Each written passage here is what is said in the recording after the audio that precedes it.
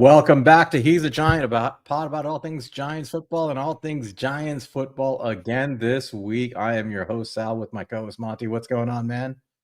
The Giants are back, Sal. We are back.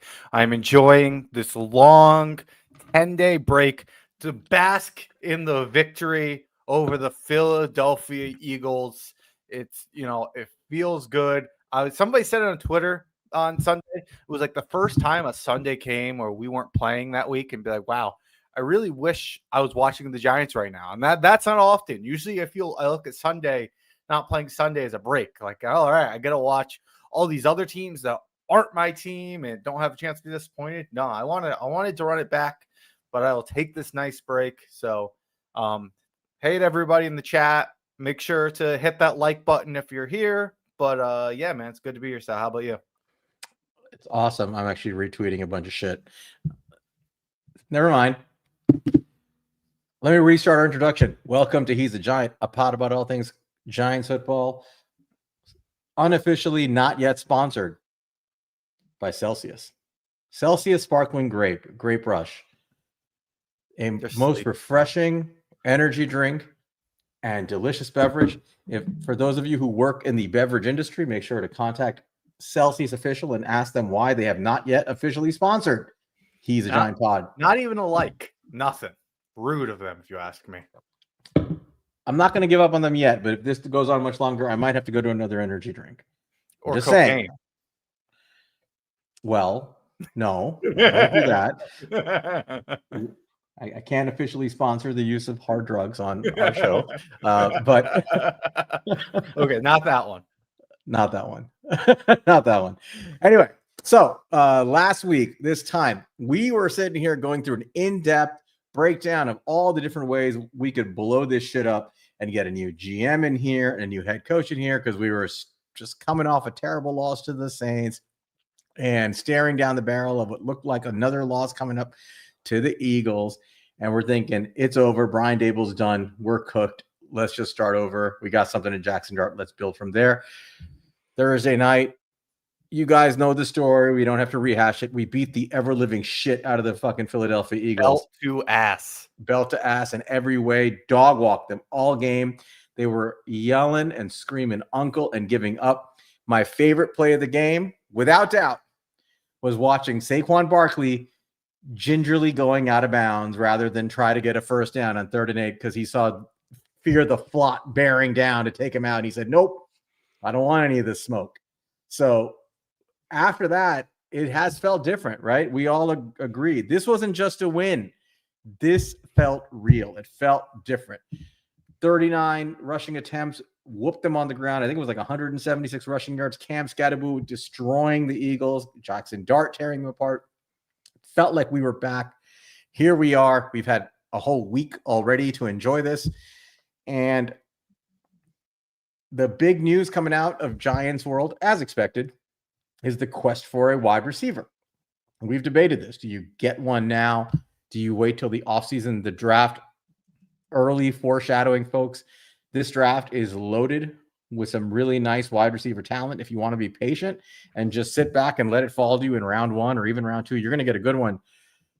But, I'm thinking maybe we'll pick up somebody off the practice squad. People have talked about Isaiah Hodgins. I've made a list of like younger players, rookies that are sitting on practice squads that need a chance. And lo and behold, we hear today a lot of rumors, including an unofficial kind of rumor from our friend Ricky, who made a hot second of a return before he got sniped again. The Giants are players in the market for a wide receiver, and they are not aiming low, Monty. They are aiming high. And multiple reports now coming out saying that they are aiming very high for a wide receiver. They're going for it. So that's what our episode's about, is debating the pros and cons of a potential wide receiver acquisition, the names involved, and how that might affect the Giants. Monty and I have slightly different views on this, so we're going to fight a little bit. But that's okay. We do that. But let's take it from there. What are your thoughts? So it's an interesting conversation. From the overall view conversation you talked about, it's like everything kind of changed with that win over the Eagles. It was going from our last episode was Who's our head coach and GM replacements, as requested by all of you? That's where the mindset of Giants fans were. They were ready to move on from this head coach. They were ready to move on from this GM. It was a lost season. We lost to the New Orleans Saints, potentially the easiest game on our roster. We were at an all-time low. We beat the Philadelphia Eagles. We beat the Philadelphia Eagles in prime time. Our young rookie quarterback has a fantastic game. Our young running back is 3 touchdowns, almost 100 yards rushing. Our pass rush looked good considering what the Eagles offensive line is. They made Jalen Hurts not be able to do his job. That's their job. Overall, Giants fans are thrilled. So that brings us to where are we now? What does that one win do? We're sitting here 2-4. Can they make playoffs? It's probably not likely. You start out 0-3. We talked about this at the reality of when it happened is the chances of making the playoffs after that drop down to 1%. It's crazy low historically. But regardless of if you can make the playoffs, I think a lot of people's views are like I don't care. I want to win football games. I want to surround Jackson Dart with talent, and I want to kind of build this foundation and this culture and go into next year ready to compete. So I don't disagree with that thought process. I'm really excited, and I want to, and I'm gonna. This is the most excited that I've been to watch the New York Giants in a long time, and I want to watch them every single week this year, as I always do. But I'm actually excited for it.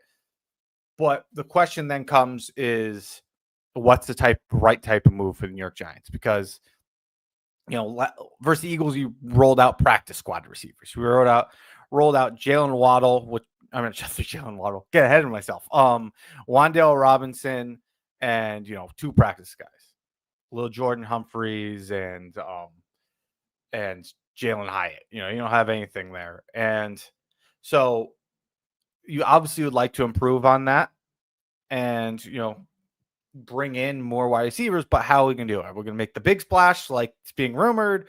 Make a little splash as some interesting practice squads guys like you've mentioned in the past. Is there a good in-between option? We'll go over all that. I'm going to have my opinions based on these guys. I personally don't think we should be, hunting for rentals. I'll say that at the very least. I think you're on mute, Sal. You hear me now? Yep. All right. No, I think it's fair to say we're looking for someone at this point. I don't think that they are. There's plenty of clues that they're not just looking to sign someone that's a free agent or a practice squad guy, because we didn't have anybody in today for a visit, which would have been the day, right? That they would have brought in somebody to come in for a workout. There was nobody who came in. So if you're thinking you want to bring in somebody to sign for Denver, that didn't happen. They are definitely hunting for a player via trade, which makes you think that they're aiming higher than just the kind of guy you get in free agency or practice squad signings. They're looking for some sort of veteran. And again, the question is who, right? So I think that's a nice intro that you gave to the approach we have to take in debating how they may go about this. And I think we have to separate what maybe you or I would do, or what any individual fan would do, versus what we think the motivations of the regime is, meaning Shane and Dable, and what they would do, and John Mara. And this is actually a big part of this, and you have to keep that in mind in this. All right, because it's a lens worth discussing. It's now a factor. It's a big factor, unfortunately, but it's a real factor for him. So the names that are being thrown about, we might as well start with them. The reports that Ricky came out that today that Jakobi Meyers is on the verge of being traded before Ricky got signed, and we don't know where, but I think a lot of people feel it could be the Giants, but it might very well be the Patriots who are looking for a receiver, or maybe the Steelers, or the Steelers who are looking for a receiver. There's definitely some teams that are rumored. We've been hearing the name Chris Olave for a couple of weeks, and now it seems, and Ricky also tweeted this out, that the Saints are now more than willing to move on from Olave, that they're willing to trade him.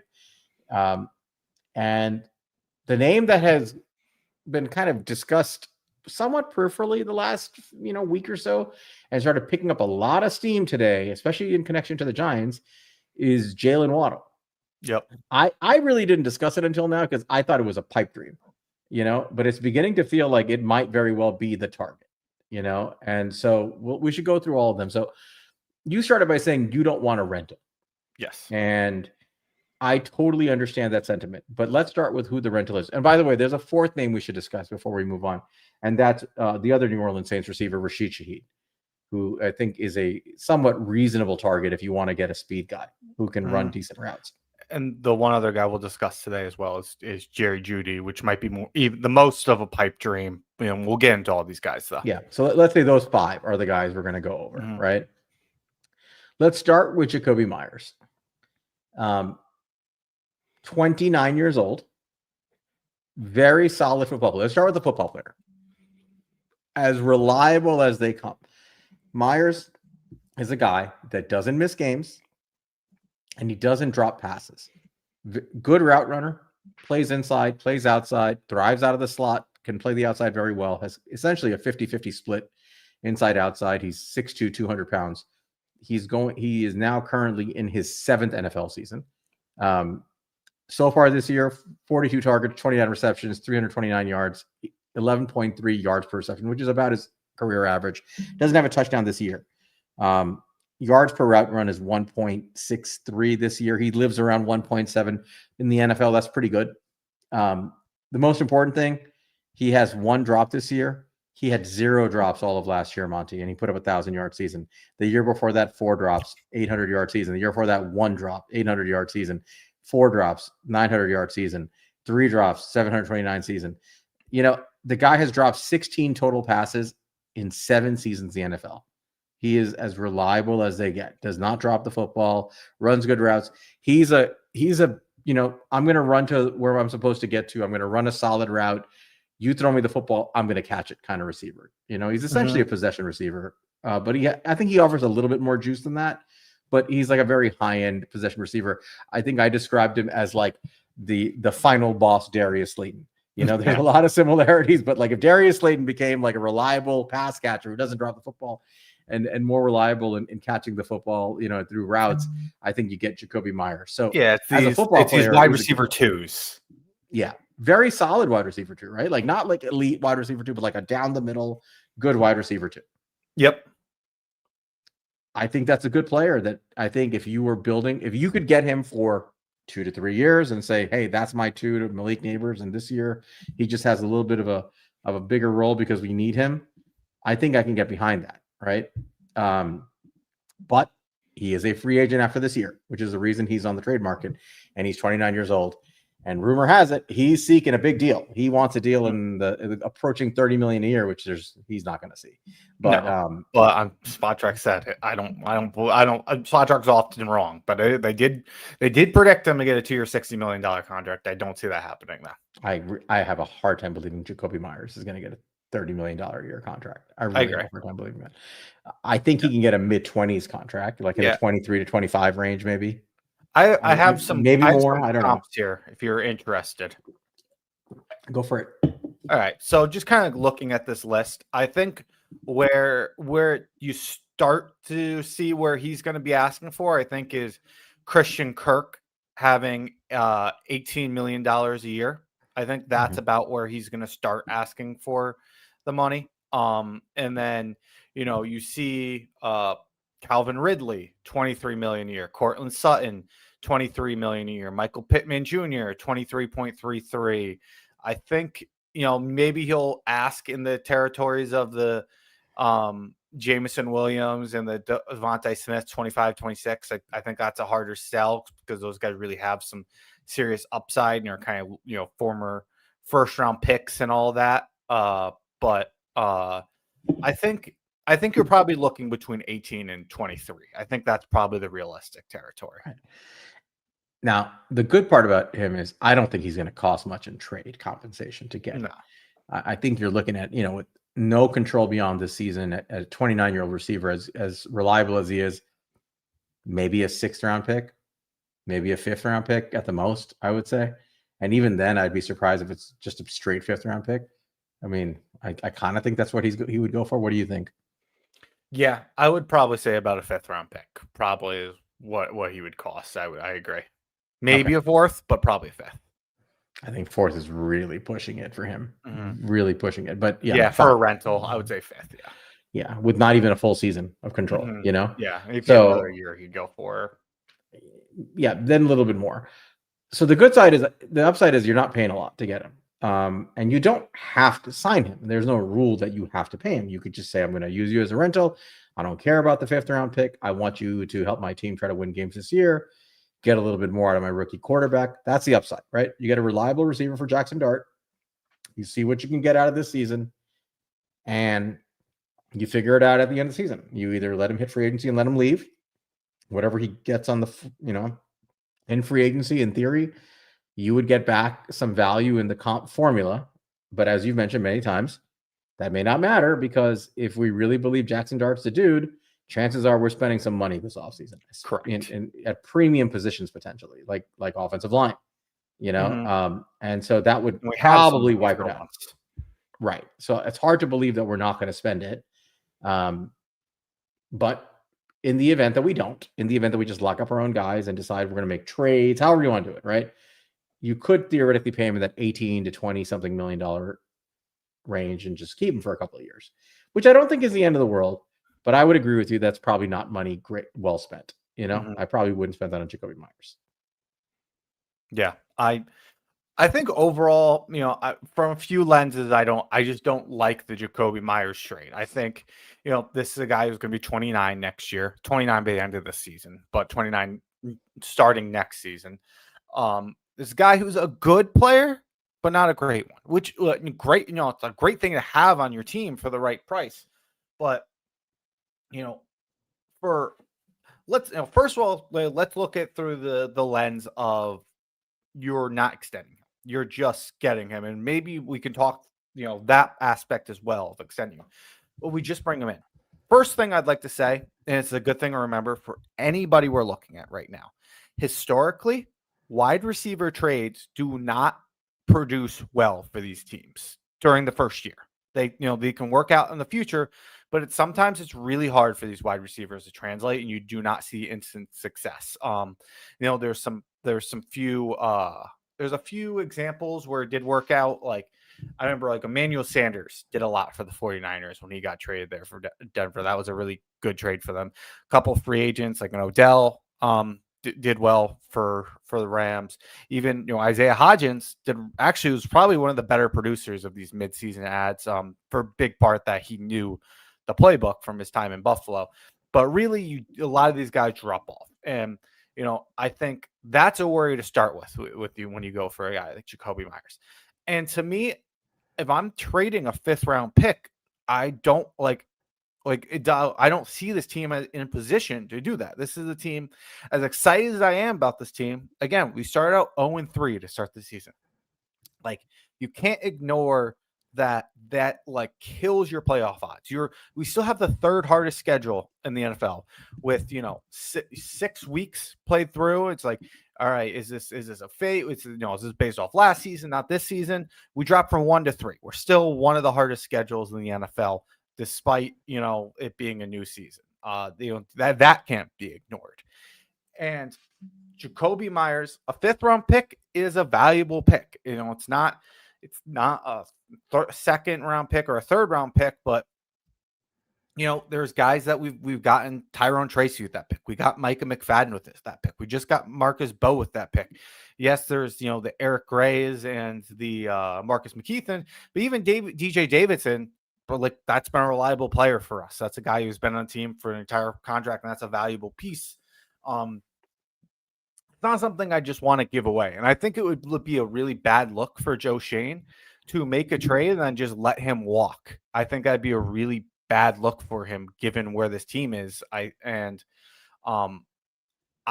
wouldn't want to go down that route. Now, we can talk about extending him and what that would look like. Do you try to get a deal done before you do get the trade done? I think that's a better process if you're gonna go about this way, because if you make a trade, it suddenly puts that guy in the driver's seat when they're when you're trading for a guy in their final season and you don't have an extension in place and you're planning on extending him. That puts that guy in the driver's seat because they know if you don't extend him, it's going to make you look bad. And obviously, like a 5th-round pick isn't as bad as, like, let's say when we're going to have that conversation with other wide receivers, but it's still a bad look, and you have to be willing to walk away at that point.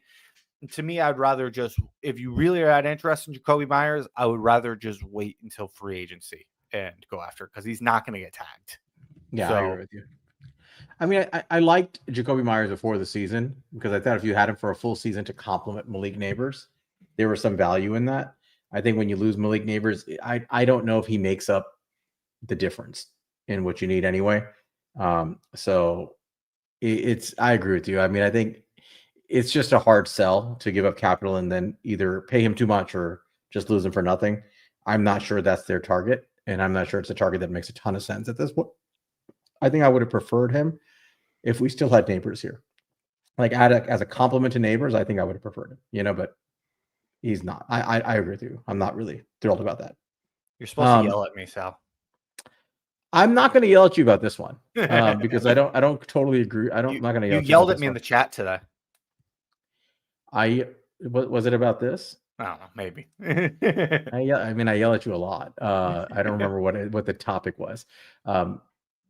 I ultimately have come around. I'm a little cooled on this idea, but I'm not opposed to it. I think I'm not like hard opposed to this. Like if they want to add a quality wide receiver, I think people sometimes undervalue the real value of playing actual football games and winning them and trying to get, a better football team on the, like, just because you don't think you can win a Super Bowl doesn't make the games worthless. Right. So I think you have to keep that in mind. And I do feel like, again, the John Mara factor, he's going to want to see a more competitive product out there. So I wouldn't discount the possibility of Meyers. I just don't think he's high on their list when you consider all these factors. I'll say it again, if you're looking for immediate production and you're looking at a guy like Jakobi Meyers, who is a good player, but not a great one, I don't think that you can rule out the idea that, I don't know what's going on with Gabe Davis. He's been hurt. I don't know why it was going on with Isaiah Hodgins. Maybe not move that. But guys like that who have an understanding of the system and can be more of a plug and play, although the talent is a drop off, that for this year, that might be a better move to get instant production, just because you can't ignore the track record of these wide receivers production drop off after being traded. Yep. All right. Now that we got that one out of the way, because that one's, like kind of a low risk and low reward kind of a situation. Well, one thing I think before we move on, we should look at, I gave my perspective. You gave your perspective. What's the perspective for the Giants making this move through the lens of Joe Schoen, Brian Daboll, and John Mara? Well, for Brian Daboll, and it's very simple. You just have one more quality wide receiver on your roster. I think it's much easier to run different personnel groupings if you have a quality weapon that you can rely on. Right now, you don't have a lot. You have Wan'Dale Robinson, and then you have a bunch of guys who are specialists in some low-level gadget role. Jalen Hyatt is essentially a gadget. He's like a speed gadget. Lil Jordan Humphrey is a nice little possession receiver for Jackson Dart. I'm not discounting it, but the guy has no speed, no juice. He's a jump ball guy. He's a post-up guy. And then you have, Slayton. I don't want to get into the Slayton stuff too much. I think people were extremely disappointed with what just happened, in that New Orleans game. And he didn't play and we won big anyway. So he's a little bit of an afterthought, but he is still probably their best receiver, and so you still, when Jerry Slayton's your best receiver, the argument for a guy like Meyers is he's better than Slayton, right? He's immediately the best receiver on your team, essentially, in terms of overall quality as a receiver, route runner, all that. So he just improves your receiving room. He makes it easier to run an offense for Brian Daboll. For Joe Schoen, I'm actually not sure there's much value in it for him. I think this is a risky move for him. Yeah, I think the best value for it is it's a high floor kind of move where you're not gonna lose that valuable of a pick when we're talking in comparison to the other ones. Like, yes, I think a 5th round pick is valuable, and I think Shane has done a good job with 5th round picks.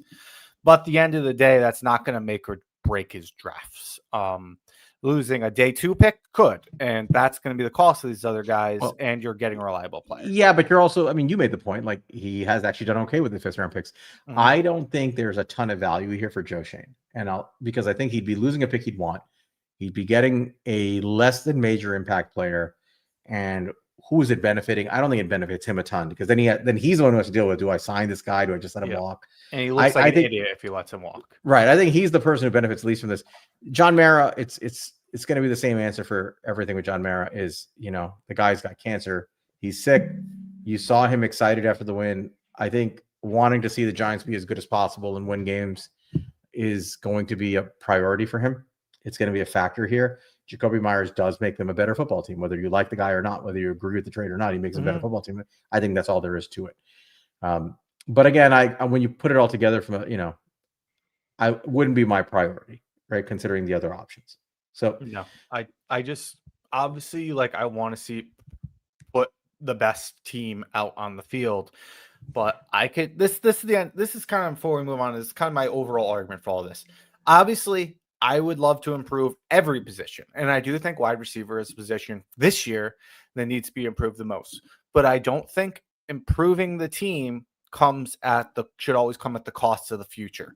And sure, we could improve wide receiver, but why don't we improve interior O-line while we're at it? Why don't we improve interior D-line? Because it's a lost season, and you're not going to just try to fix.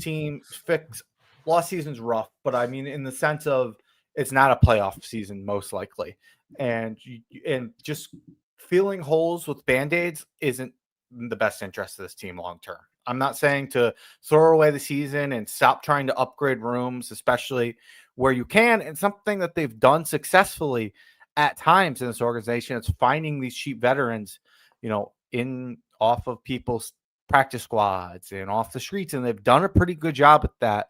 And I do think they should continue to do it that way, but it doesn't mean trading future assets to do it. Yeah. Well, I'm going to table the idea that the season is lost, because I think that's a mentality that teams don't have. Yeah. I think you can have that perspective, and that's fair. I don't think a head coach, I don't think the football players in that locker room, the owner, I don't think anybody thinks like that, not after 6 games when they're not 0-6, I hear you, but I do think a GM especially has to be realistic with the record of the team. Okay. Well, to that point, the next 2 guys we should go over are not just additional receivers to help this team this year, but these are guys these are the real targets, I think. And I want to get to them, who not only help this team this year, but are under control for at least another year, and who have true upside of wide receiver 1s, at minimum high end wide receiver 2s. Yeah. So let's go into them. So why don't we start with Chris Olave? And let's talk about him, because he's interesting. For those who don't know, Chris Olave was drafted in 2022, in actually Joe Shane's first draft, out of Ohio State. First round pick of the Saints. Outstanding college wide receiver, great route runner, good size, speed guy. Just like most Ohio State wide receivers, just fluent in all good aspects of being a wide receiver. They have the best wide receiver coach in football over there in Ohio State, and Brian Hartline. All those guys come out, run really excellent routes, have good hand positioning, are good hands catchers. They do everything right, every one of those guys. And he was one of many who came out, and he was immediately productive in the NFL. Looked great his first year right off the rip. He had 72 receptions, 1,044 yards, 4 touchdowns. Next year, he has 87 receptions, 1,123 yards, 5 touchdowns. Then he got hurt in 24, and he only had 32 receptions, and this year so far, 39 receptions. Really great prospect as a player, only 25 years old. He had his 5th-year option picked up for $15 million. That'll be next year.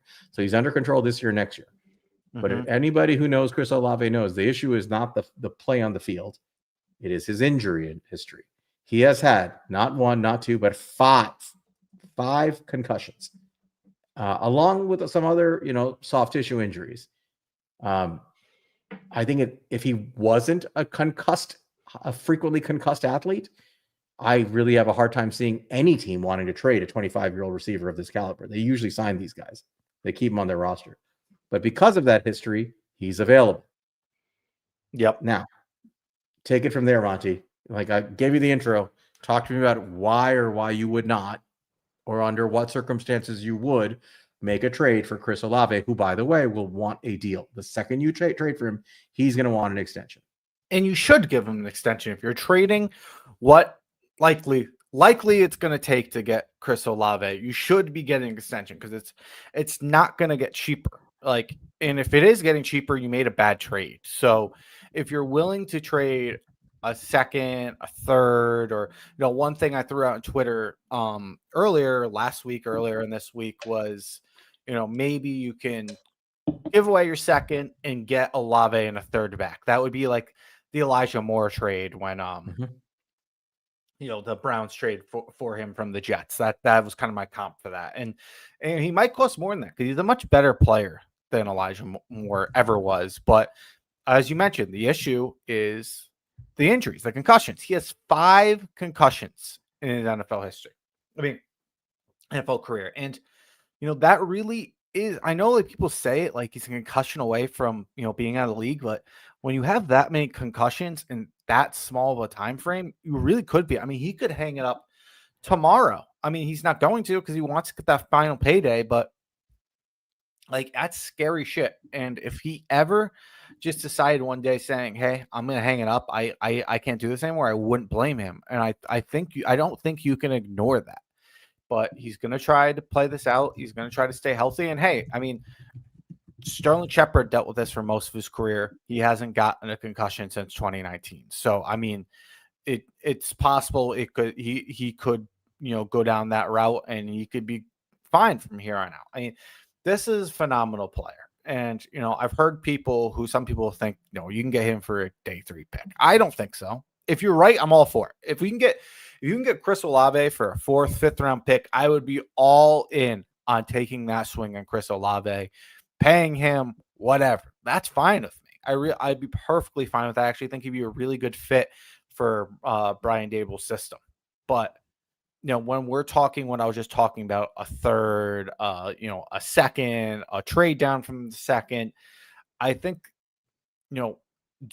trading a major asset like that, paying this guy what he's going to be paid, that's probably upwards of $30 million. I mean, I'll go back and look at the contracts. I think the discussion starts at Jameson Williams, another guy from that same draft class who just got paid $26.66 million. I think that's probably what he gets paid around there because that's I think actually a good comp for him so far in his career. Does he get closer to 28 like Jaylen Waddle and T. Higgins? Does he get 29 like Terry McLaurin, 30 like Ayuk? I think all those are real possibilities, but the injury history hurt him. Maybe he takes less guaranteed money. Maybe the team just isn't willing to go guaranteed, so they go up in AAV. I'm not sure. But either way, from both sides of this coin, it's a very big investment for a guy who really, truly could be one hit and out of this league. I don't think either of us are going to sit here and deny Chris Olave's talent. I mean, just like looking at his PFF grades, and always take PFF grades with a grain of salt, but I do think it's interesting. 82.5, 82.5, 82.4, 69 this year, but like throughout his career, very consistent. Over 2 yards per route run every year of his career until this one. And this is also, I think that guys over at Reception Perception do great work. I've been following them for a while, and he had like a perfect grade, perfect chart of all green coming out of Ohio State, and then he's been hurt and he hasn't really gotten a while. But this was it's not showing, but basically all green from like when he and I'll see if I can get that up, but back when in 2022 at with the New Orleans Saints. So he's had a really impressive career. I think he's a really impressive player, but here, there it is. So look, it's basically all green except for a post here. Really, really impressive route runner. Something I look for in players, but the injury history can't be denied. I think that's too much of an investment from both sides for me. I'd rather that decision be made by I do think it's trending towards Joe Schoen keeping his job. I think it's too early to say for sure. I do think it's trending that way. So I'm not going to say likely by another GM, but at the very least, I would like it to be made by a level-headed, extended Joe Schoen, not a Joe Schoen who's in a head coach who are, fighting for their jobs to some extent right now. So I don't know. What's your opinion, Sal? Yeah, Olave is a great player that scares the crap out of me because of his concussions. It's that simple. 5 concussions. He's only 25 years old. The last concussion that he had in 2024, he was out for 8 games after that. Head injuries are no joke. They tend to be, chronic in nature. They have a tendency to recur. A lot of it is bad luck. Some of it is just the way guys play. There are guys who know how to brace their falls, and there are guys who have a lot of whiplash type injury or just don't protect themselves. And he's had a mixture. He's been hit in the head. He's had weird falls. He scares me, honestly. And, like you said, you're going to have to give a fairly good draft capital to get him. You're going to have to give him a multi-year deal.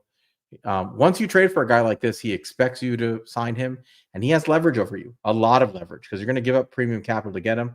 And he and his agent, Drew Rosenhaus, are going to walk right into Joe Schoen's office and be like, all right, well, he is a great route runner. He has 2-point-something yards per route run every year, which is amongst the best in the NFL. We want a 3-year, $95 million extension right now. I mean, they're going to come in and say something like that, and be ready for that. So, and they're going to say, oh, but his injury history. It's like, well, you weren't that worried about his injury history when you traded all this to go get him. So, I think you're just saying that because you wouldn't be trading for him if you really felt that way. Exactly. So, all of your hedged concerns that you would want to bring up in a negotiation, you can't do that once you trade for him. You've lost all leverage. And that's the concern I have with trading for Waddle. It's not that he's not a good player. For Olave. It's not that he's not a good player. It's the injury concerns. And again, you have to give him a multi-year deal. You might luck out. You might just pay him and he might just avoid concussions and injuries and just be the really, really good receiver that he is, which, I mean, he is sort of like a low-end 1, high-end 2 type receiver. I think when he's healthy and he's able to stay on the field, but there's a lot of risk there, and I'm not sure that with the injuries and everything, I care to take on that risk personally. I mean, I wouldn't be upset if we did get him because he's a great player, but I've made this point for days that I think that we're better off if the choice is Olave or nothing. I'm probably going to choose nothing because I think that I'd rather hold on to that money and that draft capital and just go get somebody in the draft because of all the risks associated with Olave. So I'll say one thing to play a little bit devil's advocate about the leverage Chris Olave has, because I'm gonna make the argument for any guy we talk about here that we need to extend. It's true when you trade for a guy who needs a contract, you give them the leverage because you can't let them walk away at that point when you trade premium picks. Here's the one piece of leverage he does have. If Joe Schoen says, okay, fine, I don't want to do that, let's let it play out then. And I think that's a bad thing in some senses for Joe Schoen. I do think he should try to get a contract done right away. But the other side is it's worse for Chris Olave. With his injury history and him truly potentially being a hit to being out of the league, I don't know how much Chris Olave wants to play with waiting for a contract. I think he wants a contract as soon as possible and, lock up that, life-changing money for his family and him. So I guess that's the one argument I could make is maybe that gives them a little bit more leverage to just get a deal done and not try to squeeze us for every penny they can get. Yeah, and maybe there's a middle ground there, and maybe that's what leads to a trade getting done.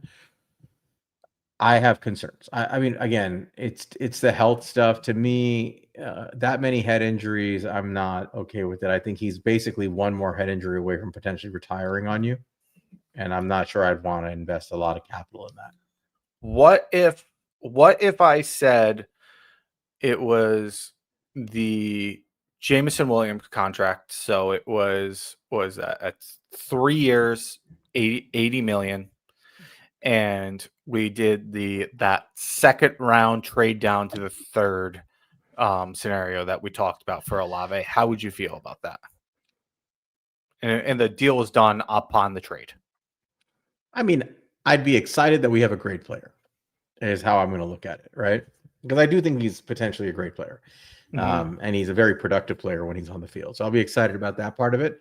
But I'm not going to lie to you and say that I'm not going to be worried every time he takes the field that, one play and it all goes to shit, And I'd have concerns about it. I really would. I mean, I'd be happy that we have a great player that we can, hopefully, if he stays healthy, he and Neighbors make a really nasty combination next year, and he helps us a lot this year. But my concerns are based on his injury history, so that doesn't change. Yeah, I think I agree with you. I think it obviously would make me feel better in some scenarios. Like, I think that's a realistic trade scenario. That's it sucks. A second round pick's very valuable, but at least you're getting a third round back. At least you're still going to be picking day 2. You're not going to go without a pick day 2. At least, you're not giving up picks in 2027. At least we're not having this discussion about how much are we going to pay Chris Olave because we gave him this negotiation position. At least that's done right away, and it's done for like a reasonable player comp. So I'm not going to be thrilled about it either, but I certainly think there is a world where like something like that happens, and I'm like, all right, I'm just worried about the injuries at this point, and I'm going to hope for the best. Yeah, I think you would make that trade. It sounds like for the second round pick for the third round pick in Olave. I think you would do that. I don't think I would because of the injuries, but you're the one who proposed it.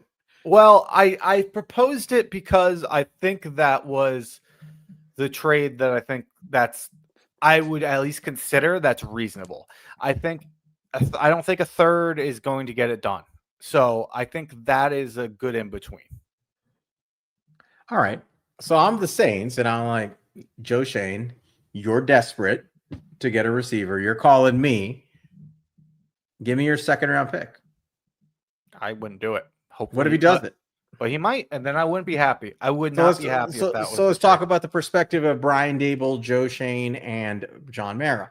Brian Daboll is not exactly an example of a well-measured individual.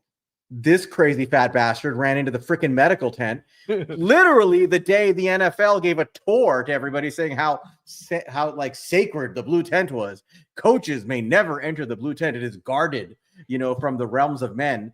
And this crazy fat bastard not only runs it himself, but he takes Cam Scatterbo with him, screaming, "Where's my quarterback? Where's my quarterback?" Get the freak is trying to throw the game away.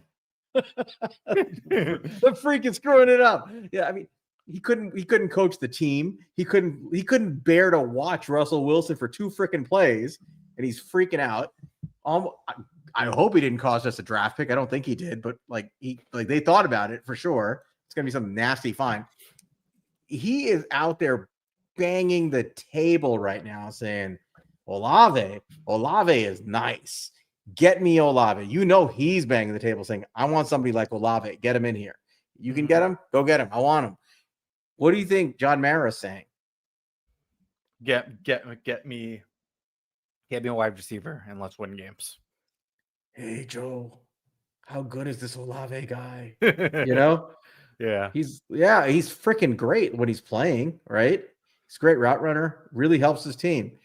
Why wouldn't we get him? Oh, there's a concussion history. You think John Mara gives a shit about a future concussion risk for Chris Olave? He's more concerned about his own head coach ruining the concussion protocol, on the sideline. I don't think he cares. So, if there's pressure coming from Daboll on this, and there's pressure coming from John Mara, hey, you can have this guy for like a second round pick. You really think in a world where that exists that Joe Shane, feeling the pressure from all sides, has the strength to say no, not doing it? It's fair. How are you feeling now?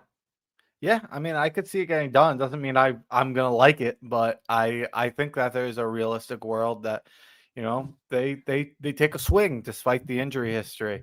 There was a report Ryan Dunleavy put out today that after the practice there was Brian Daboll, Joe Shane, Chris Mara, John Mara, and Ronnie Barnes, our head of medical. Hey, Ronnie Barnes. but do you not think that might be about Chris Olave? I think it's about Darius Slayton. Maybe it could be about Chris Olave, though. It could be, discussing about how do we feel about trading for a guy with 5 concussions. I'm just saying, brace for impact on this one, right? Because it's not necessarily the guy I want. It's not necessarily the guy you want, given the circumstances of what, everything that it comes with. But he's a good player. He's a really good player. He's available, which he shouldn't be at age 25, as good as he is. And I'm telling you, the pressure to get someone here is going to be substantial. And if the Saints are smart, and they're not really smart, but if they were like halfway smart, they'd be dangling Olave right in the Giants' face. They'd be calling John Mara and say, "Here, you want him? Take him." And I'm applying as much pressure as I can to Joe Shane to say, cough up that second round pick. Cough up that second round pick. I'd be upset if they traded the second and didn't get anything back. Brace for impact, because it's on the table, But anyway, if we got him, great player. But I'm going to hold my breath. I don't know how you guys feel, but I will hold my breath every time that guy catches a crosser and gets popped over the middle. I will completely, every time he falls funny when he jumps in the air to catch a football, I'm going to hold my breath, because like guys like that, those head injuries, very scary stuff. All right. And we're not best about keeping wide receivers healthy, unfortunately. Not with Ronnie Barnes. Yeah, not in the New York Giants' blood. All right, let's get to our real fight here. This one's an interesting one. All right. This is the guy. So what if, and this name has been dangled a lot today. It's a big name everybody's talking about right now. Wide receiver Jaylen Waddle of the Miami Dolphins, 27 years old, under contract. And I'll get to that. Jaylen Waddle was in the 2021 draft. He was in the same draft as Jamar Chase and his teammate, Devontae Smith. He was a second receiver taken that draft by the Dolphins. I think he was picked 6th overall, if I recall. He's a little under 5'10", 182 pounds. Actually a very strong receiver for his size. One of the better receivers in the game, really, in terms of production consistently over the first few years of his career. 3,000-yard seasons under his belt right away from 21 to 23. And he missed a little time, and he still put up 744 yards last year. He has 390 this year after missing, I think, the first game or two. I think maybe the first game he missed. Overall, this is a guy who typically gives you a little over 1,000 yards. He'll give you about 70 to 80 receptions a year. He works out of both the slot and out wide despite his size. He's actually out wide most of the time, about 65% of the time. His career yards per route run, 2.06, so very good, 2.2 this year. And he's had a lot of yak over the years, averages 5 yards of yak per reception. Good with contested catches. He's a strong receiver, very competitive at the catch point, right around 50% catch percentage on contested catch balls. The dude's a beast. I mean, this guy is a really good wide receiver. I would say he's a solid, like 1B type receiver. I think he's better than a 2. He's a very solid 1B. I think he's been limited. He's a speed guy, explosive speed racer type like receiver. And he's been limited because his quarterback can only throw the ball so far in Tua. He's out there. They're dangling his name. Let's talk about Waddle. So Waddle's an interesting name because I don't know what he's going to cost. And that's going to be the biggest thing I think we're going to discuss here is what do you pay? What is he worth? But I think Waddle is the most enticing option here. I mean, he's a fantastic, fantastic football player. He's only 26 years old. Next year, you would be paying him 1.17. That would be his base salary. 1.215, 1.17 this year. And then you'd be paying him 23 million and then 25 million over the next 2 years. If you kind of average that out, it's between like 16 and 17 million per year. So that is a fantastic, fantastic contract for whatever team is taking on Jaylen Waddle. And that needs to be factored into this because you would be getting a ridiculous discount on Jaylen Waddle. And you get a young player who is hard to get to that's that talented. Like if you asked me, all the guys kind of in this age range who might become available, we've gone through its exercises on spaces and whatnot, and pretty much always our answer is like Jaylen Waddle would be the guy if he became available. And everything you're hearing, he might be available. The Dolphins might move on from him, and they might be blowing this thing up. So, with that said, is what would you pay to get this done? To me, I think I would look at a guy like Stephon Diggs as a comp for what this would cost. Stephon Diggs was a guy who was on a great contract when the Bills traded for him. He was on another really good contract. He was a good, like high, like a 1B type wide receiver because he was behind Adam Thielen at the time, and then he got traded to the Bills and became that 1A and really took off. I think he got traded for a first. He got traded for like a fourth and a fifth or something, or a fifth and a sixth, something like that. That was a pretty major trade. And in reality, I think that's what Jaylen Waddle's worth. I don't know if he gets that, but I think historically, I think that's his price with how good that contract is. I wouldn't pay that, clearly. What would I pay? We can have that discussion. But I don't know. What's your opinion on it, Sal?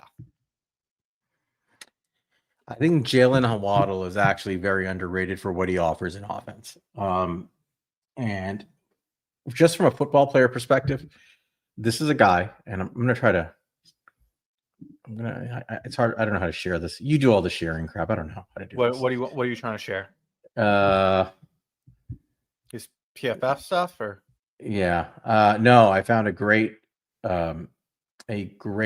graph on him from last year, which looked at his data from 2022 onward. Drop it in the chat, and I'll share it. What, like the link to it? Yeah. Okay. He's my IT guy, folks. He handles this stuff. Don't judge me. I have a different career. All right. I put in the chat right there. Yep. All right. So load that up. I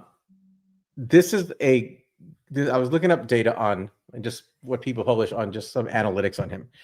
And so what I found was a graph that plotted out all the receivers in the NFL from 2022 to 2024, their yards per route run, which again, if you guys have followed us, that's a really good stat of measuring productivity from the wide receiver position. Probably the best stat.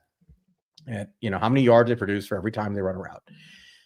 And this is yards per route run plotted against both single high and double high coverages. And we'll post it. I don't know. You got it, right? Yeah, I'm trying to, but I can't copy from that. So I'm just typing it in, but keep going. Yeah, that's fine. There is a small group of receivers who are in like the elite category where they're basically highly productive, like in the 2s and 3s yards per route run against both single high and double high and two high coverages. And this is that group. So Tyreek Hill is in a category. This is before he got injured. Tyreek Hill's all by himself, way off the chart, right? Other than him, this is the elite group of players. Puka Nacua, Amon-Ra St. Brown, CeeDee Lamb, Antonio Brown, Justin Jefferson, Nico Collins, and Jaylen Waddle. That's smack in the middle of it. Highly productive player. He's in an elite group against both types of safety coverages that we generally see. Why does that matter to me? For one thing, he's versatile. You can use him in any situation. And when you're talking about a team right now in the Giants that's really reliant on the run game, there you go. There's the graph. I don't know if you can blow it up a little bit. Yeah, I'm trying to. Yeah, try to blow up that little the upper right quadrant. Yeah. The orange all the way on the top is Tyreek Hill all by himself. But he's still trying to do it. There we go. Anyway, do the best you can. Is that as far as there? Well, that blue circle there, the teal circle, that's your elite category where guys are. There you go. You see Jaylen Waddle right in the middle of that? That's the Yep. elite category. I mean, this is telling you that this is a guy who's versatile against every type of coverage defenses throw at you, which really makes it easier for you to essentially disguise what you're doing and beat whatever defense is thrown at you. So we're going to see a lot more single high, I think, this year, mainly because teams are going to recognize that our identity is running the ball up the gut. It's going to be Cam Scattaboo and Jackson Dart punishing them in the run game. We're going to see more stacked boxes. If you have a guy like Waddle added to your team who can beat that, great. If they go into too high, Waddle can beat that too. There's not a lot of guys who can be successful against all these types of coverages. So, I mean, this is the kind of thing that I look at and say, well, are we, is this the kind of receiver who maybe is being undervalued to some extent because of maybe where he is, right? And at least perception wise. And I think he is. So bottom line is, I think he's one of the better receivers in the game. I think he's at least a 1B. He's young enough where I think he still has at least 3+ years of good production in him, at least. He's under contract for a very reasonable amount for a team that gets him. This is exactly the type of player we should be banging the table for Joe Shane to get. So you had this guy, dude, right off the bat, you have a number 1 receiver for the rest of this year, right? He helps a lot. He helps your cause of winning football games this year. But more importantly, the idea of having Malik Neighbors and Jaylen Waddle together is going to take us from having one of the bottom units in the NFL to one of the top wide receiver units in the NFL. It is very enticing to get both Waddle and Neighbors on the same team, and then you can figure out what you want to do with the other position. You can let Wan'Dale Robinson walk. You can keep Slayton. You can trade Slayton. This doesn't even stop you from taking a receiver, in the draft. Let's just say, they probably won't do this, but let's just say you trade this year's second-round pick, probably something else, which is what it'll probably take, right? I'm guessing the cost will be a second and something else. It might be a second this year and maybe a third and a fourth, or third or a fourth next year. Yeah, that's what I'm thinking. Right, somewhere like third or a fourth next year plus a second this year. That's probably the cost of Jaylen Waddle, just to be clear, right? Yeah. I think that's kind of what I like. People ask me, would I do a second? I do a second for Jaylen Waddle in a second, but I don't think that'll get it done. What else would it take? Second, and hopefully, something next year is probably what it'd be. And would I do that? Probably. To be honest with you, I do a fourth, at least, right?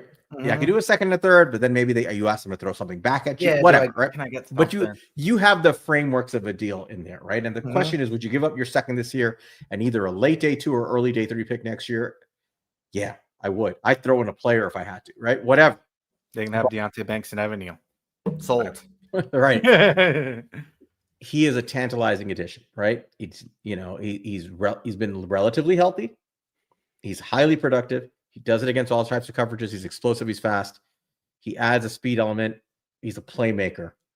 And I think he's like a perfect add. He's a long-term addition. You have him under control for 3 years after this, under reasonable contract terms. Doesn't affect your ability to build a roster beyond this. And again, I don't think they'll do this, but even if you traded that pick for him and you got to the first round of the draft this year and the best player on your board was sitting there, and his name was Mekhi Lemon, and he's sitting there, or Jordan Tyson, whoever, right, is sitting there, and you say, man, I just traded. He's not stopping you from drafting those guys. There's nothing stopping you from having a trio of elite receivers, right? There's nothing stopping you from saying, you know what, we have Cam Scattaboo. We have a decent offensive line. Hopefully we'll spend some money in the offseason to bolster it. We have our quarterback, certainly, it looks like. Why not? Right? Yeah. Why not? That's an approach you could take and say, we're just going to have a freaking track meet out there to help Jackson Dart, and Cam Scattaboo is going to be able to run his ass off because you have to cover all these guys. Take the best player available. It doesn't stop you from taking a receiver. That's all I'm saying, right? And it's not financially that prohibitive to do this. No. What it does cost you is some draft picks for sure, more than the other guys, but I think this time it's worth it. I think this is the one situation where the need of today, which is what Brian Dable and John Mara would be banging the door for, right? I want that guy now. I actually think Mara and Dable are largely going to be aligned right now on what they're looking for. I want that playmaker now to win games now. And what Joe Shane, assuming he's our GM going forward, would want too. You can give up picks for this guy because, one, you don't have to negotiate a contract with him. It's already paid for. Two, you have him under control. You don't lose him. And he's a fantastic add to your football team. This is a no-brainer type addition in my mind, if you can get your hands on him. So they're going to want a first-round pick. I mean, Miami's definitely going to say, give us a first. I don't think they'll get a first. No, not. Maybe you convince us of a 2027 if they, but that would be tough to sell. I know we have hopes that will be better, but we haven't proven it yet. I don't think he has, as much as I like him, I don't think guys like him would generally get a first. You know what I mean? Unless it's a competitor. Right. Maybe. But again, you'd give him a second and something. I think that's the kind of deal that can happen, right? You can make the deal enticing. And at that point, like the Giants second plus another pick, like that's going to be as good as getting a first from like a real Super Bowl competitor right now. And in fact, there's probably more value in that. So if you want to make this trade and you want to go all in on a big name, this is the guy. And we're hearing more and more like this might be their target. They're big game hunting. This is the big game that you should be hunting for in my mind. If you're gonna go all in on a player right now, go all in a guy like Waddle, because I think he just checks every box for you. Mm-hmm. Yeah, I mean, this would be the move. I mean, like you said, if you can add our second round pick and our third round pick or a fourth round pick, something like that in 2027, I think you're looking at equaling about a first round pick. And, it might cost more than that. If you told me that Jaylen Waddle costs 2 seconds, it wouldn't surprise me. If you're telling me he went for, like I said, for the Stephon Diggs deal, team kind of in the middle, the Steelers, something like that, went and they did a first and a fifth and a sixth or fourth and a fifth or whatever, that wouldn't surprise me either. He's very, very good on a very good contract, and that holds a lot of weight. It's hard for me to imagine a trade for Jaylen Waddle where I would be very upset at the end of it. I think 2 seconds, I would be like, he overpaid. I don't know if we should be doing this at this point, but we got a really good player. I can live with it. Give a first round pick, I think I'd be upset. We can't be giving up first round picks right now. But second and basically anything else, I don't think I can be mad at it. I keep in mind, you give away a second this year, you're not picking until the fourth round pick. You're not picking on Saturday. I mean, on Friday, you're skipping Friday unless you trade out of the first round pick, which becomes a very real possibility. They should do if they do that, yeah. Right. But you're going to have to agree to like not have day 2 picks this year. But it's not like you got nothing out of those picks. You got Jackson Dart and Jaylen Waddle. Yep. And not bad. You're going to have a hell of a receiver core for Jackson Dart in his second year with Malik Neighbors and Jaylen Waddle. I mean, you could very much argue that would be the best wide receiver core in the NFL. It would be up there. It would be right up there. With who would it be? It would be Jamar Chase and T. Higgins. It would be up Devontae Smith and A.J. Brown. Yeah. Some of it is going to be predicated on how Malik Neighbors looks coming off an ACL. Yeah, right? that's fair. But if he's the player that you saw, I think that's talent. A healthy Malik Neighbors was on pace to be a top 5 receiver in the NFL this year. So absolutely, he's right up there. So yeah, I mean, that idea of having those types of guys on your roster to help Jackson Dart and Cam Scadaboo and whatever else you add to that running back room, I mean, this is how you make it very hard. If we're seeing the identity right now, this team at its finest is a power football team. Right. And we're seeing that there, at least so far. I mean, you're really going to help that power football team when you have targets like that on the roster, like at wide receiver.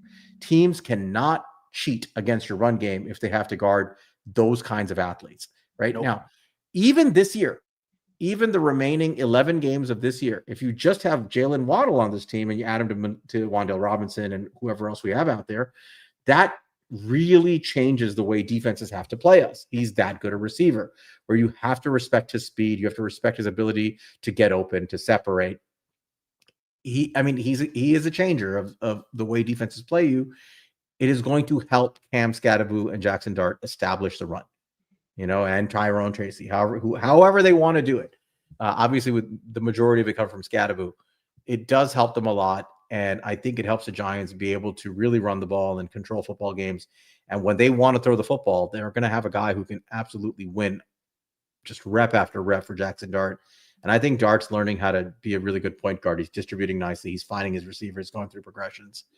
A guy like Waddle definitely changes the dynamic here. It really does. So I'm all in for this one, man. We're hearing a lot of rumblings that this could be the move. If this is the move, go get him. Go get him. Go get him tonight. Seriously, get this deal done. That's what I'm saying. Give up the picks, bring the guy here, and just go for it. He's 27 years old. This is the right kind of player you want to go get. Yeah, no, I'm with you. I would make this move, but if it's I don't even say reasonable. If it's just like if it's not going to set back your team building, I would make this move. Yep. So is that all we have on Waddle? Other than let's go fucking get him. No. Yeah. I mean, I can imagine. I mean, we don't really need to speak for Brian Dable, Joe Shane, and John Mara. I think if they can, I think their thought process is the same as ours. I think if they can do this without it being, too damaging to the future assets of this team, I think they make this move. I mean, if you think about it, right? Like the other two guys we discussed, there can't be unanimous consent between the three of them. That's perfect on the other two guys. I would imagine like there are going to be differing opinions on those two. There's got to be unanimous like support for this kind of player. Let's not forget. I know it's a different front office, but there's a lot of carryover between those front offices. That this team was a big fan of Jaylen Waddle. Jaylen Waddle and Devontae Smith both had a lot of fans in this building when we were trying to draft a wide receiver back in 2021. Yep. And Brian Dable has that Alabama connection. I know he didn't coach Jaylen Waddle like the next guy we're going to talk about, but there is certainly an Alabama connection there. No, absolutely. All right.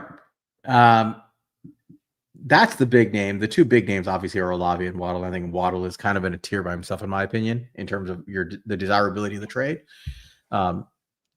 There are a few other guys we got to go over though, and I think they're worth discussing because they might be the guys we end up with. If you can't finalize a deal for these guys, for the big game guys, there are other players that they have to look at, right? So let's go through a few of them, and they won't take as much time to discuss, but they're worthy of discussion. So the first one I want to talk about is the other New Orleans wide receiver who seems to be on the market, and that's Rashid Shaheed, 27 years old, 6 foot tall, 180 yards, speed guy, and a good football player. We burned us for a touchdown in the game a couple of weeks ago.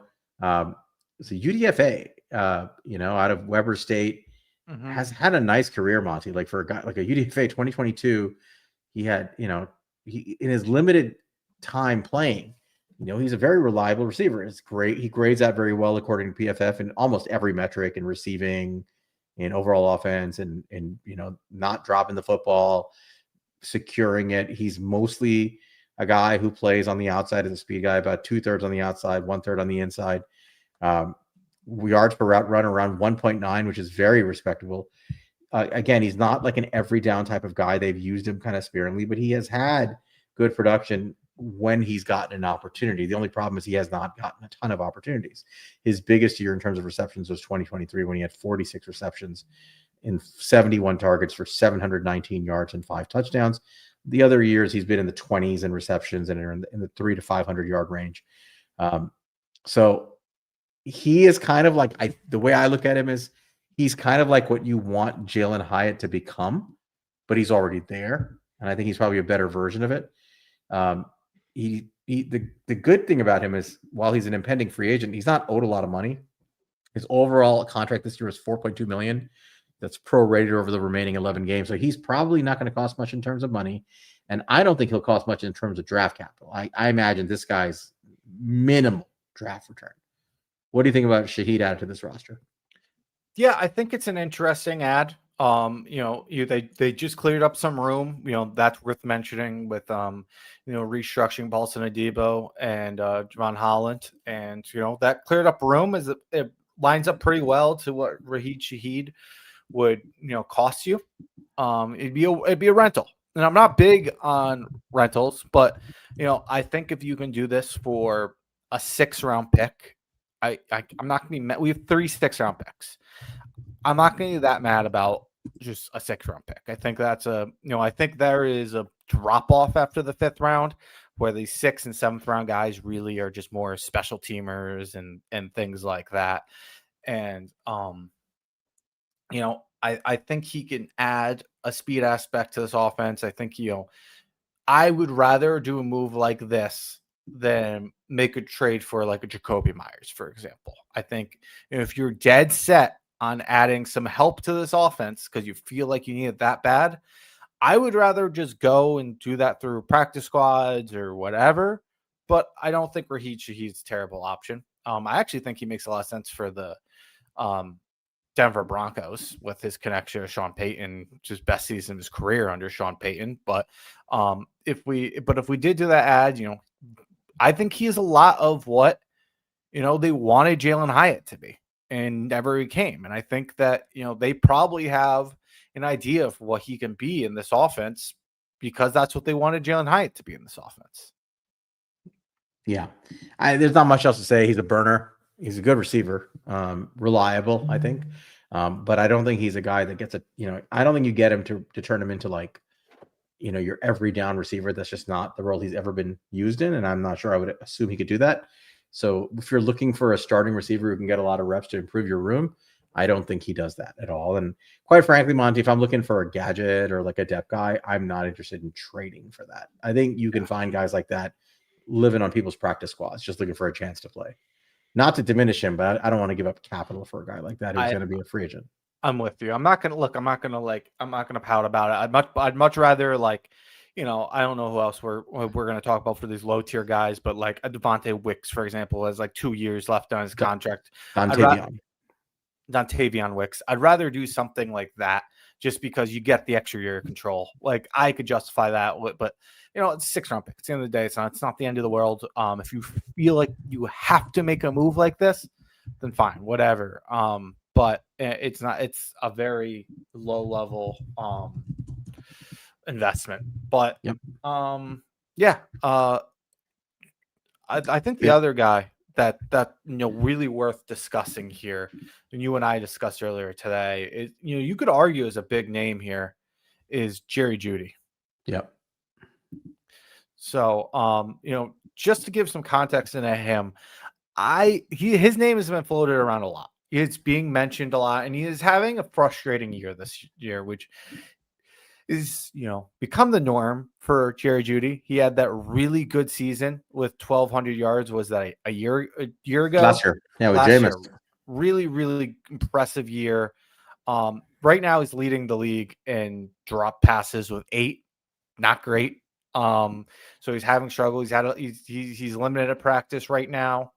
So he has a little injury, but overall, I still don't understand, despite the Browns, basically seeming like they're tanking at this point, why they would move on from Jerry Jeudy. Because if we talked about this. If you look at the contract, it doesn't make any sense for them because his salary is $1.5 million per year.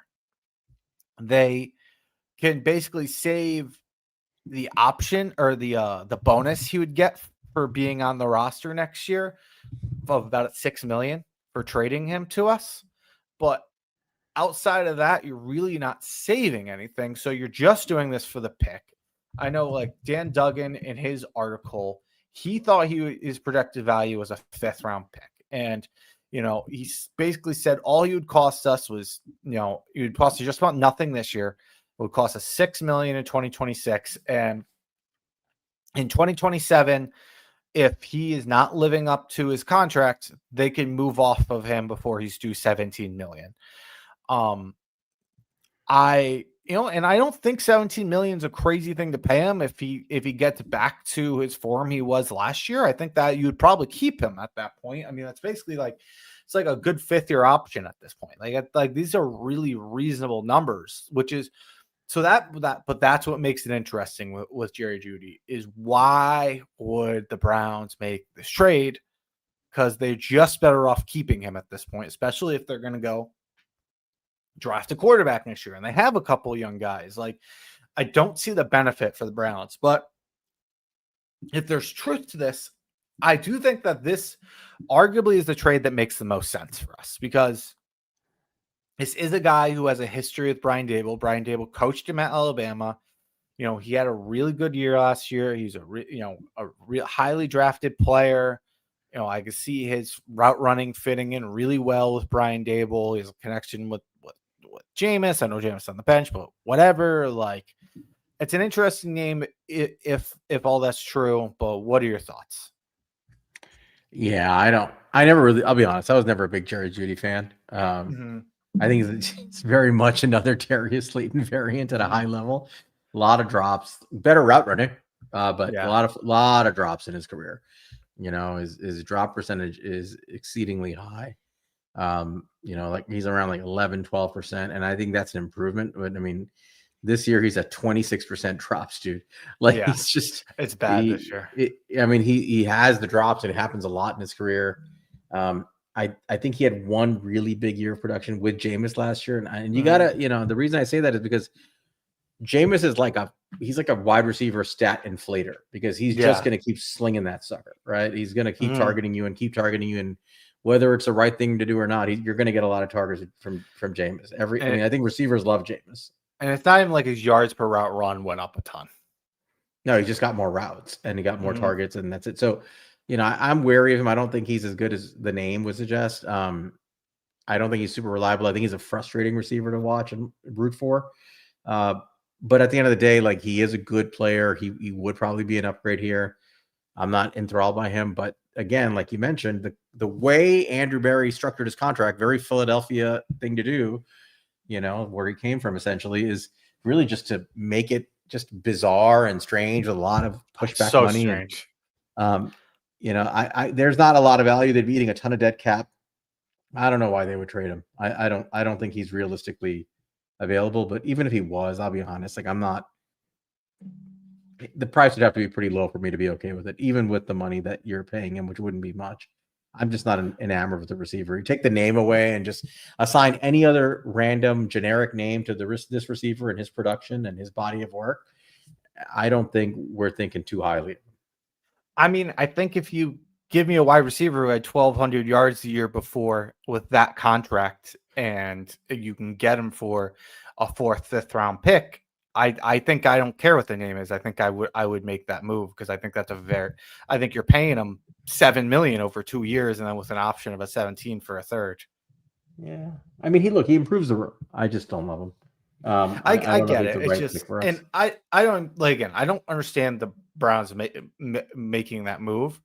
And I have my issues with Jerry Jeudy as well, but I think overall, like, that is a very, very, very, very good value to whatever team takes on that contract. I feel, and I see K-Mac made a comment about this in the chat, I feel like the marriage between Jeudy and a rookie quarterback is not a good one. I think Judy's fine when you're dealing with a guy like Jameis who doesn't give a shit. Like, he's just going to keep slinging it. I think when you're trying to win games with a rookie quarterback, I don't want guys out there who I can't trust to catch the football. It's not something let's be honest, we already have Slayton out there, and he is prone to drops.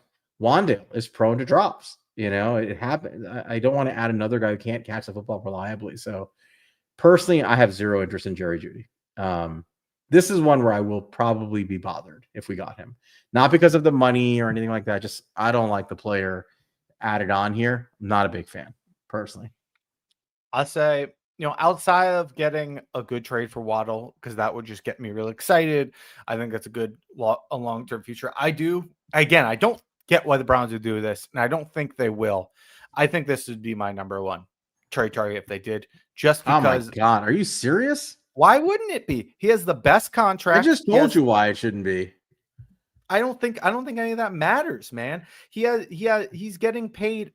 Why? What's the argument for Jakobi Meyers over Jerry Jeudy? Jakobi Meyers catches the football. Okay, Jerry That Jeudy's kind of had matters when you're a wide receiver. and Jerry Jeudy's had a better season than Jakobi Meyers last year. He's dropping every fourth pass thrown his way this year. And he's had this but problem that's his whole that's career. not a sustainable rate.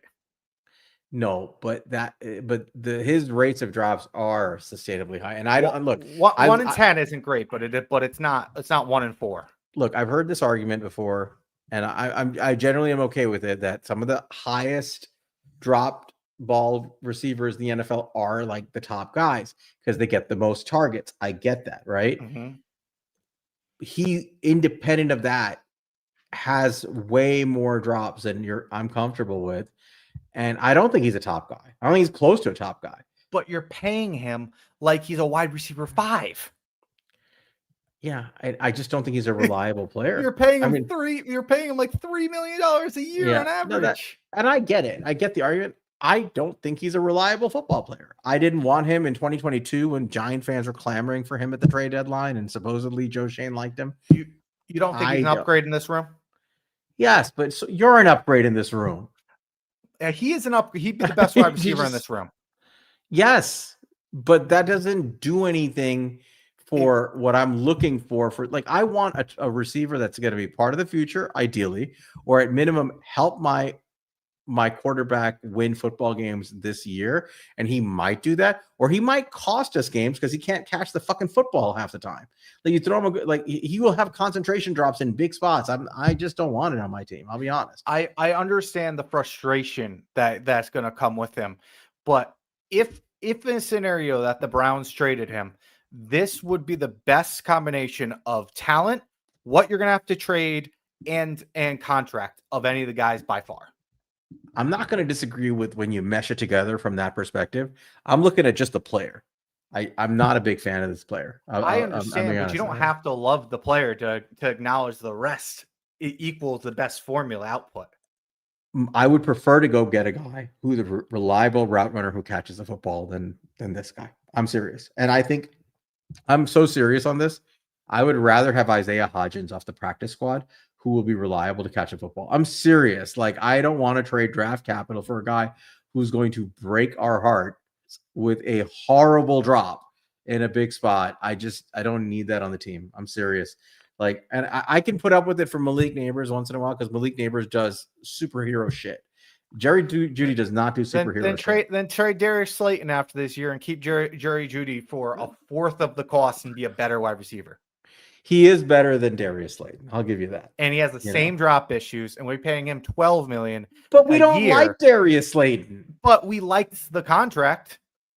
I don't like Darius Slayton. But you liked the contract. You thought the contract was a good value.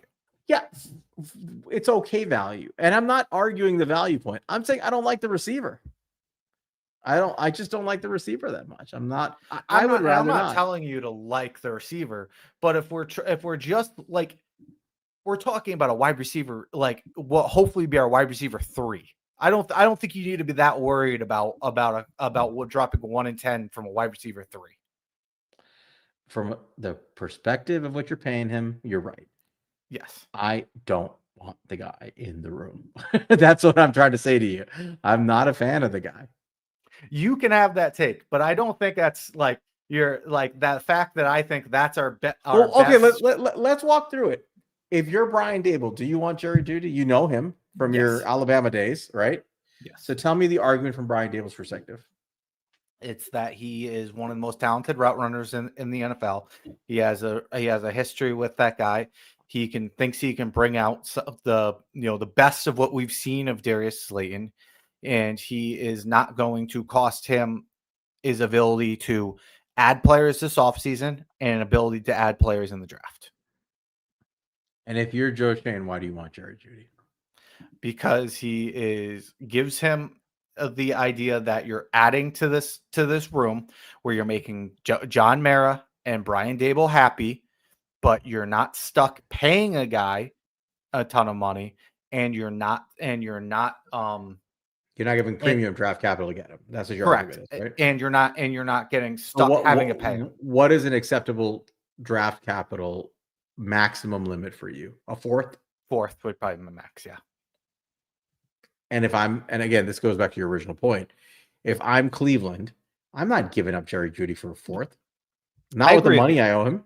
I agree with you. Right? I'm going off of, and Dan Duggan isn't Adam Schefter as much as we like Dan Duggan, but he said a 5th-round pick in his article, and that opened my eyes. I'm like, I don't know where he's getting that from. I don't know if it's if his people, if his Cleveland Brown guys from The Athletic is telling him that it's really dropped that far. But I would certainly pay that, but I don't. I think I look at Jerry Jeudy as a guy who's not going anywhere. I don't see a team trading a day 2 pick, and I don't see the Browns trading for less than a day 2 pick.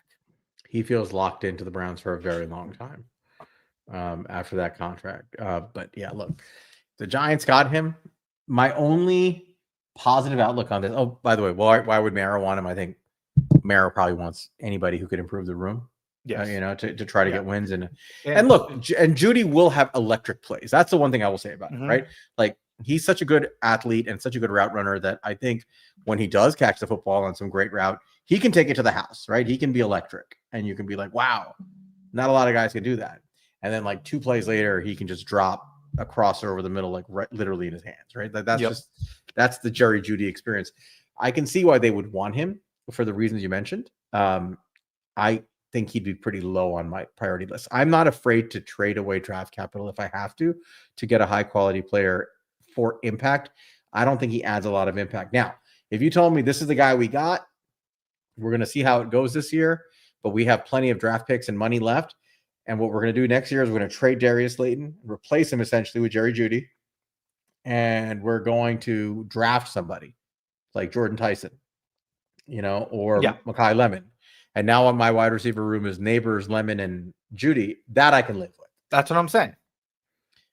But I don't think you get that value this year. You know what I mean? Like, I don't think the impact I think it makes it better this year, but I don't know how much better this year. Yeah, I don't think anybody other than like Waddle is giving you that much better this year. I'll be honest. I think, you can laugh at all you want. I think Meyers, a reliable receiver actually adds more for this year than somebody who's more hot and cold. Sure. You could make the argument. I don't think it's night and day. It may not be. I think you're looking at two similar guys, one and just different versions of them. All right. And they're both the high end versions of Darius Slayton. They're Darius Slayton variants. I agree. But right? they're the final bosses of Darius Slayton variants. They both are. Jakobi Meyers is basically the final boss Darius Slayton variant that can run the route and catch the football, but still can't get yacked. And Jerry Jeudy is route running yak Darius Slayton, who still can't catch a football. But that's kind of what they are. And you have to get rid of Slayton at the end of the year to have either one on your team. If you, and I agree, if you're sitting here and telling me, all right, do you want Jakobi Meyers for $6 million over the next 2 years for a 4th or 5th round pick, or do you want Jerry Jeudy for $6 million over the next 2 years for $4 or $5 million? I'd probably agree with you that I would lean Jakobi Meyers, but that's not the case with trading for Jakobi Meyers. He's just a better player, so that's how I look at it, and more reliable player. We'll put it that way. Reliable, certainly. Yeah. All right. Let's go on from. We got our fight. We found one guy we fight about. We got to fight. I knew we'd fight about something. Jerry Jeudy. I will fight about Jerry Jeudy with anybody that wants to fight about Jerry Jeudy, and not for him. All right. There's a couple more guys I want to just go over really quick before we close it out. And I think these guys are let's just call this the Green Bay room. And we didn't talk about it too much before the show, but I think they're worth mentioning. Green Bay is loaded with receivers. Green Bay has the ability to move them. They're competing, obviously, for a Super Bowl this year. They're getting back Christian Watson, I believe, from injury. Yep. And they extended Christian Watson. Right. Like a 2-year extension. Small. It's almost like a mini Jordan Love type thing. Right. They're fascinating organization, how they do things. But they have Christian Watson. They drafted Marcus Golden. They have Romeo Doubs. They have Dontayvion Wicks. They usually have Jayden Reed. I think they lost Jayden Reed to injury. Right? Is he gone for the season? Jayden Reed? I'm not sure. I can't remember what his injury was, but I remember he got hurt in that first or second game. So they are kind of loaded with players. He had a fractured collarbone and he hasn't played since week 2. He Okay. is eligible to return week 8. So they're kind of loaded with receivers and they can't find room for all of them. Watson is coming up on, his final. He has a couple of years left. They extended him. Guys like Doubs, Wicks, these dudes are out there and they may move somebody. And the question is, if they decide to move somebody and the Giants are inquiring, these are all pretty decent receivers. None of them are like elite receivers, but they're all good receivers and offer something a little bit different than the next guy. How do you feel about these guys? So let's start with Watson. Let's say they say we're going to trade Watson.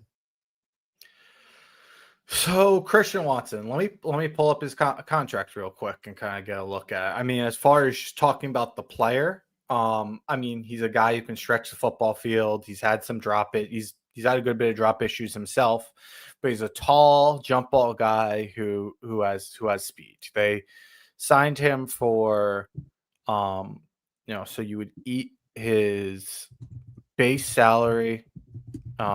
There's a roster game bonus too, so it costs you about, looks like somewhere around 5-6 million over the next 2 years. So a little bit similar, kind of what we're talking about Jerry Jeudy, a little cheaper. And I think that this would be an okay ad. I think that Watson hasn't really put it all together. I think he's shown flashes that he could be a guy in this league. I wouldn't be mad about it. I don't know. He's coming off injury. That's probably not who I'd be looking at. With that said, look, the second year of control is enticing me. I don't want to trade for a rental, and he wouldn't be a rental. So that's interesting to me. What about you? Yeah, he's more talent than he is production, enticing, but hasn't stayed healthy fully, hasn't put it all together. They've almost used him like a high level gadget, and I think that's kind of what you're getting with him. But the argument for Watson is I can immediately see him seeing him becoming like a playmaker and a weapon for this offense, because you can use him in a lot of different ways, right? He's a guy that you saw, get used in jet sweeps. You use him in screens. He can actually beat DBs down the field with his speed and his stride length to win, downfield routes. I mean, I don't think he's this elite route runner or anything like that, but I think he's a good speed weapon. And, kind of like, there's a lot of Curtis Samuel to his game, I think Samuel's a little bit of a better receiver. But I can see him being a guy that if you can scheme up ways to get him on the field and get him the football, he is a playmaker. And I think that's what you're getting out of him. You're getting a playmaker. You're not necessarily getting a quote receiver, just a receiver, but you get a weapon for the offense. And if you want to be creative, he can be good that way, and I can see the argument for him.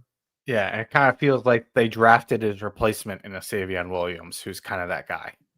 They also drafted Matthew Golden, right? Who can be used in that way too. So I think they have they have an embarrassment of riches there. Somebody probably is going to get traded. So Watson is the guy you get just to be kind of like that playmaker, but you're not getting like a full receiver, in my opinion, with this guy. Dontayvion Wicks. Let's talk about him because he's interesting. He's a kid out of UVA. That's the interesting one to me. Yep, go ahead. Yeah, so Dontayvion Wicks was a 5th-round pick back in 2023 out of UVA, 6'1", 206. Not the fastest guy in the world. He ran a 4.6 at the combine. Looks faster on film, though, in game tape. Like, he's actually a decent strider. Again, limited in his role, but actually more productive as a receiver than Christian Watson. 41 receptions, 605 yards in 23, 41 receptions, 454 yards in 24, 5 touchdowns each year. His yards per route run, actually pretty good, Monty, like 1.62 overall, like solid for a guy who's a backup, Yeah. So I like him. I think he's had limited reps because of that team, but I can see him being like a guy who could be more of like a little bit of an outside receiver for us if we brought him in here. What do you think about him? Yeah, I think he's an interesting one because you'd have 2 years of control left on this rookie deal, which would be more enticing for me to make a trade like this. He had some drop pass issues last year, drop catches. I think he had an 18%, it looks like, in 9 drop passes last year. So that's not great. But he only has 1 this year. He only had 2 his first year, so maybe that's an outlier. I think this is a guy who would give you a nice third receiver to this group. I think that you have Darius Slayton, you have Wan'Dale Robinson, and I think having Dontayvion Wicks as your third guy would, make you feel a little bit more comfortable if you had. And, maybe, if you let Wan'Dale walk or trade Slayton, whatever it may be, Wicks might be able to be a guy who can be your third, fourth wide receiver next year. And, I do think there's some value in that. So, if you're talking about trading a fifth, I'd rather do that for Wicks than a guy who had 1 year control. But I would preferably, this guy was a 5th round pick. Do you think I can get him for a 6? I think I probably could. And I think that's probably what I'd be looking at. Yeah. All right, Monty. I apologize. I probably have to close it out. But I don't want to cut it too short, but I'm getting some stuff I got to go deal with. But do you have any other closing thoughts here before we go on to the next one? No, I mean, yeah, the only other guy was Doubs, and he's on the final year of his contract, so I think that's more of a contender trade in my opinion. But yeah, man, a good episode. Well, maybe we'll see how this episode aged. Immediately, our last week episode, everyone was done talking about quarterbacks and firing our coach and GM. So maybe we'll have a trade by the time noon tomorrow. Who knows? We'll see. Things are moving fast. Yep. All right. Well, thank you guys for joining us. We kind of fought a little bit. We hope you enjoyed it.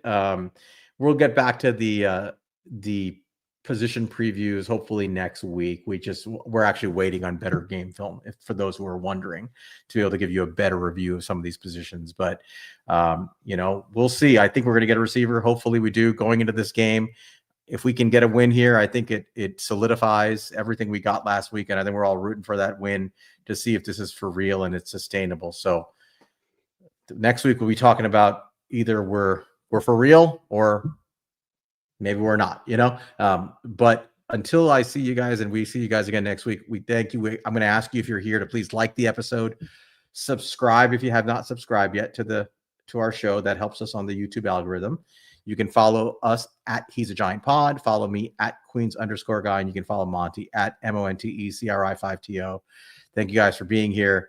We appreciate you guys. We will see you next week as we do position reviews. Hopefully we get our receiver. Let's go get a win this Sunday. Go Giants. Go Giants.